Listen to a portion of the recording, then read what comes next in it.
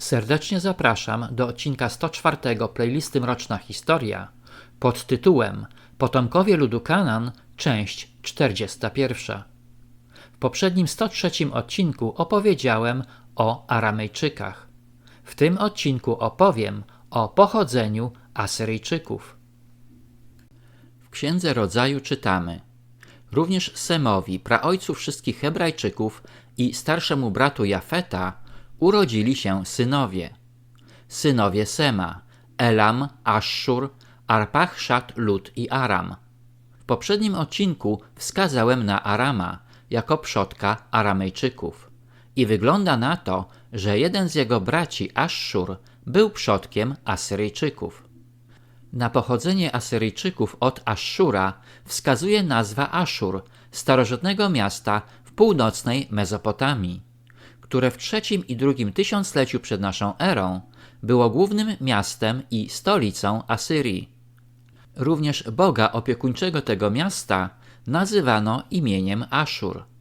I Bóg ten był bogiem narodowym Asyryjczyków, najważniejszym w asyryjskim panteonie bóstw. Imię boga Aszura zapisywane było przy pomocy pisma klinowego, w języku akadyjskim, jak i sumeryjskim, co wskazuje na kontakty Asyryjczyków z obiema nacjami, czyli jednymi z najstarszych cywilizacji starożytnego Bliskiego Wschodu. Nadanie boskiej nazwy miastu asyryjskiemu Aszur wskazywało na jego boskie pochodzenie i w inskrypcji króla Sulili, jednego z pierwszych władców tego miasta, znajdujemy frazę, która brzmi: miasto Aszur jest królem, Silulu jest namiestnikiem miasta Aszur. Nazwanie miasta królem związane było z oficjalną przysięgą królów asyryjskich składaną zarówno na bogów, jak i na miasto. Imię króla Sulili znajduje się w asyryjskiej liście królów, gdzie wymieniany jest jako 27 władca Asyrii. W dokumencie tym znajduje się zapis, że Sulili był pierwszym z 6 królów, których imiona zostały zapisane na cegłach, ale których limu nie zostało spisane.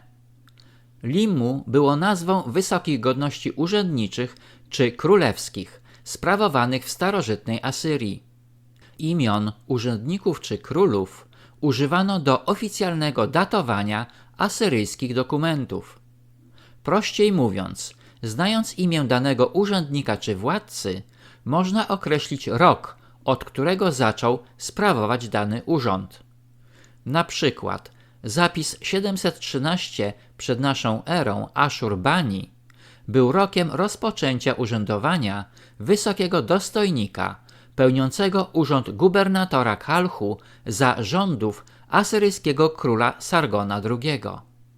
Ponieważ limmu króla Sulili nie zostało spisane, można tylko domniemywać, że rządził pod koniec XXI wieku przed naszą erą. Nawiązując do asyryjskiej listy królów, istniały również inne listy władców starożytnego świata. Jedną z najbardziej tajemniczych i jednocześnie najstarszych jest sumeryjska lista królów, zawierająca listę władców i dynastii rządzących Sumerem, począwszy od królów panujących przed potopem, a na pierwszej dynastii z Isin kończąc. Lista sumeryjska została napisana na glinianym graniastosłupie o wymiarach zaledwie 20 na 9 cm z użyciem sumeryjskiego pisma klinowego i powstała prawdopodobnie pod koniec III tysiąclecia przed naszą erą, za panowania władców z III dynastii z Ur. Treść listy udało się zrekonstruować dzięki zachowanym 16 kopiom z okresu starobabilońskiego, datowanym na XVIII wiek przed naszą erą.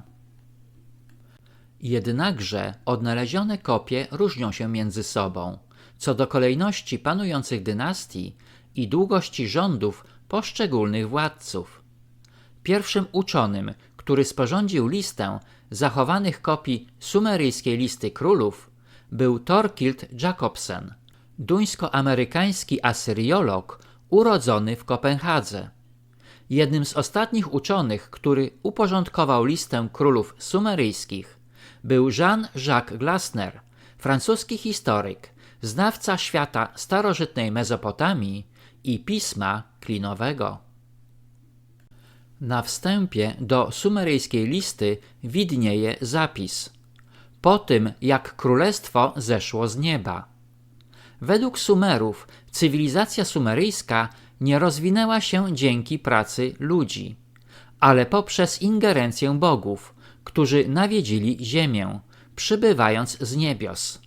Sumerowie wierzyli, że rośliny, zwierzęta, owady, ptactwo, ryby oraz człowiek zostały stworzone przez bogów. Pierwszym miastem w Sumerze było Eriduk, którym rządził król Alulim przez 28 800 lat. Kolejny Alalgar rządził nawet dłużej, bo 36 000 lat. Ogółem przed potopem w 5 miastach sumeryjskich rządziło 5 władców przez 385 200 lat, a potem potop zmiótł wszystko. Po potopie długość życia ówczesnych władców bardziej przypominała ludzkie standardy.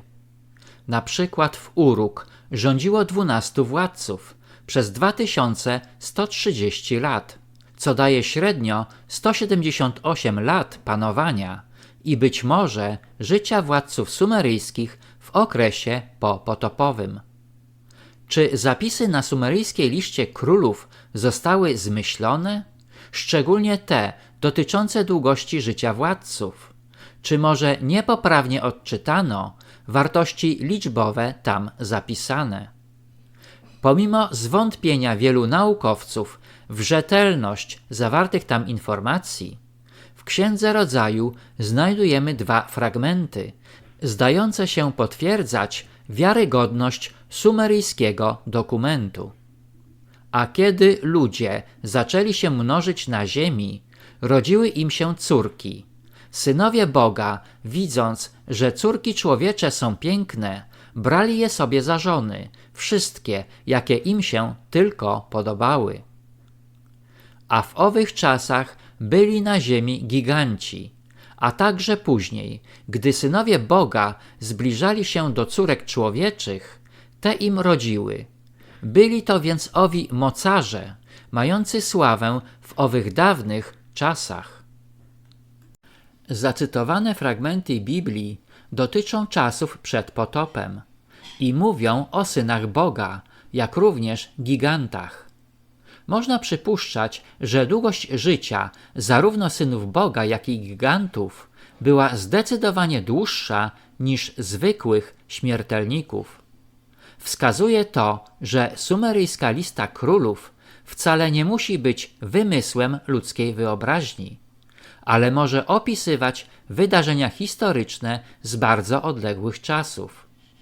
O długowieczności ludzi z okresu po potopie mówi Księga Rodzaju. I nie są to co prawda 1000 lat, ale na przykład Noe żył 950 lat, a jego syn Sem 600. Na liście władców sumeryjskich pojawia się imię Gilgamesza, legendarnego króla sumeryjskiego z miasta Unug, który był bohaterem sumeryjskich utworów literackich, na podstawie których powstał słynny epos o Gilgameszu. O Gilgameszu wspominają wczesne teksty mezopotamskie z drugiej połowy trzeciego tysiąclecia przed naszą erą, gdzie występuje on pod imieniem Bilgamesz, jak również w tekstach starobabilońskich z XVIII wieku przed naszą erą. Według standardowej wersji eposu o Gilgameszu władca ten miał być w 2/3 Bogiem, w 1/3 człowiekiem, synem bogini Ninsun i Lugalbandy, ubóstwianego króla miasta Unug. W sumeryjskiej liście królów Lugalbanda i Gilgamesz występują odpowiednio jako 3. i 5. władca pierwszej dynastii z Uruk. Pomiędzy nimi pojawia się władca o imieniu Dumuzi, o którym nie wspomina epos o Gilgameszu. Gilgamesz, opisywany w sumeryjskiej liście królów, nazywany jest tym, którego ojciec był duchem.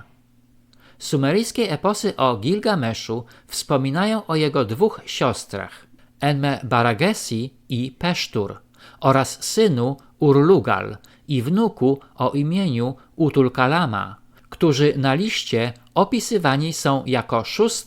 i 7. władca pierwszej dynastii z Uruk. Wielu uczonych uważa Gilgamesza za postać historyczną, władcę sumeryjskiego miasta Unug z końca pierwszej połowy trzeciego tysiąclecia przed naszą erą. Do czasów współczesnych zachowały się inskrypcje z eposem, w którym Gilgamesz walczy z Aggą z Kisz, synem Enme-Baragesiego. Enme-Baragesi był jednym z najstarszych znanych nam władców mezopotamskich, którego istnienie potwierdzają jego własne inskrypcje królewskie. Agga był ostatnim władcą z pierwszej dynastii z Kisz i został pokonany przez Gilgamesza, co opisuje sumeryjska lista królów. Kisz zostało pokonane, a królestwo zostało przeniesione do Eana, czyli głównej świątyni w Uruk. Po zwycięstwie Gilgamesz czczony był jak bóg sumeryjski. Gilgamesz wzniósł mury miasta Uruk i rozbudował świątynię Eana. Datowane na około 2700 do 2500 lat przed naszą erą.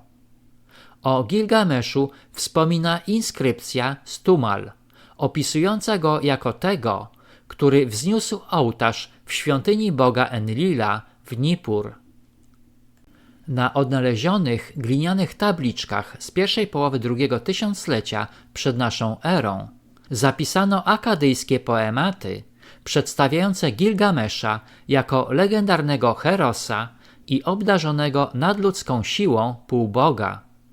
Sam widok Gilgamesza stojącego na murach miasta Uruk wywołał panikę i ucieczkę oblegającej miasto armii z Kisz.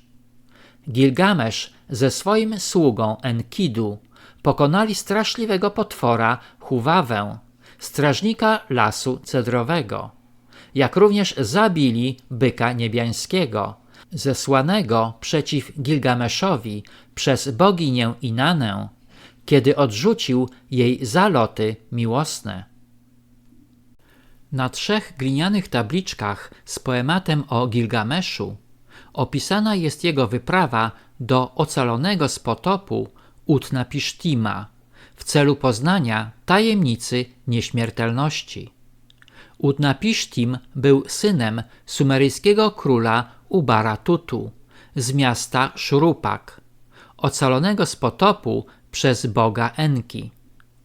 Natomiast w aramejskiej księdze gigantów, odkrytej pośród zwojów z Qumran z I wieku przed naszą erą, opisano 2 gigantów, Gilgamesza i Humbabę.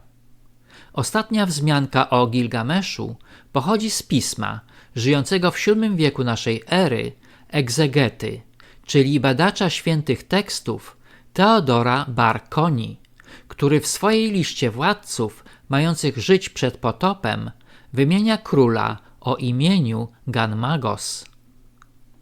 Tak więc tajemnica długiego życia, czy nawet nieśmiertelności synów Boga, czy gigantów, jak Gilgamesza czy Humbaby, pozostaje nadal nierozwiązana, choć sumeryjska lista królów wyraźnie wskazuje, że tak działo się w czasach odległych o ponad 300 000 lat temu, kiedy według wiedzy współczesnych uczonych człowiek jako istota rozumna pojawił się zaledwie 200 000 lat przed naszą erą. Pozostawmy jednak rozważania o nieśmiertelności i zapisach z tajemniczej sumeryjskiej listy królów i w następnym odcinku powrócimy do ludu zwanego Asyryjczykami. Dziękuję za wsparcie kanału przez Buy Coffee Tu. proszę nie zapominać o subskrypcjach, polubieniach i komentarzach. Na tym zakończę odcinek 104, w którym opowiedziałem o pochodzeniu Asyryjczyków, jak również o tajemniczej sumeryjskiej liście królów. Serdecznie zapraszam do odcinka 105 pod tytułem Potomkowie ludu Kanaan, część 42.